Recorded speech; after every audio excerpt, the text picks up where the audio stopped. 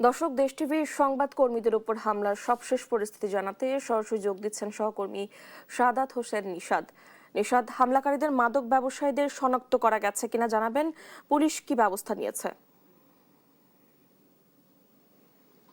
জি, আপনি জানেন যে সাভারের যে রাজাসন এলাকাটি রয়েছে সেখানে শামীম রেজা নামে এক ব্যক্তি, যিনি নাকি এই এলাকার পুরো মাদকের যে সিন্ডিকেট সেই সিন্ডিকেট নিয়ন্ত্রণ করেন, এবং সেই সংবাদ প্রচারের জন্যই কিন্তু দেশ টিভির সিনিয়র রিপোর্টার তাইফুর রহমান তুহিন তিনি এই জায়গায় আসেন ঠিক দুপুরের সময়। সেই সময় পর থেকে যখন কার্যক্রম শেষ করে তিনি বের হবেন, ঠিক সেই মুহূর্তে কিন্তু শামীমের লোকজন তার উপর অতর্কিত হামলা করেন এবং এক পর্যায়ে কিন্তু তার মাথা থেকে শুরু করে পুরো শরীরে ছুরিকাঘাত করেন এবং বর্তমানে তিনি খুবই আশঙ্কাজনক অবস্থায় রয়েছেন। বর্তমানে সাভারের একটি হাসপাতালে তাকে রাখা হয়েছে এবং আমরা ঠিক যে জায়গায় এই হামলার ঘটনাটি ঘটেছে আমরা সেখানে ইতিমধ্যে দেখেছি, সেখানে যৌথ অভিযান চলছে। ইতিমধ্যেই এখানে র্যাব, ডিবি পুলিশ এবং স্থানীয় যে পুলিশ রয়েছেন সাভার থানার, তারা এখানে উপস্থিত রয়েছেন এবং তারা কিন্তু সেই ঘটনার পর থেকে কিন্তু এখানে অবস্থান করছেন এবং অভিযান পরিচালনা করছেন। একই সাথে এখন পর্যন্ত সবশেষ পাওয়া যে তথ্য সেই অনুযায়ী 4 জনকে গ্রেফতার করা হয়েছে। তবে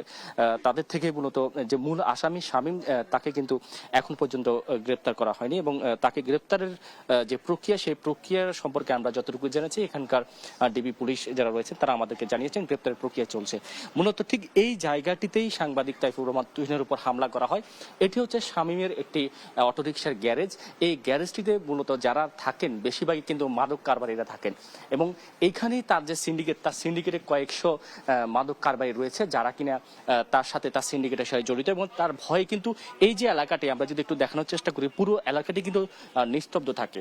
তবে আমরা দেখছি যে এখনো এখানে অভিযানের যে কার্যক্রম সেটি কিন্তু চলছে। আমরা একটু এখানে অভিযানের সবশেষ তথ্য এবং একই সাথে যে মূল হোতা শামীম, আমরা একটু সে বিষয়ে জানতে চাইবো।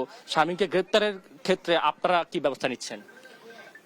জি, আমরা শামীমকে গ্রেপ্তারের ক্ষেত্রে সব ধরনের পদক্ষেপ গ্রহণ করেছি। আমাদের কয়েকটি টিম কাজ করতেছে।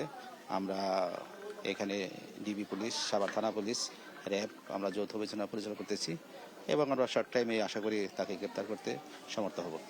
জি, আসলে যেমনটি জানিয়েছেন ডিবি পুলিশ থেকে শুরু করে এখানে র্যাব আমরা দেখতে পাচ্ছি এবং সাভার থানা পুলিশ দেখতে পাচ্ছি, তো তারা অভিযান পরিচালনা করছেন এবং যে মূল হোতা শামীম সহ তার সহযোগী যারা আছেন তাদেরকে গ্রেফতারের যে প্রক্রিয়া সেই প্রক্রিয়া তারা অভিযান এখনো চলমান রয়েছে বলে আমাদেরকে জানিয়েছেন।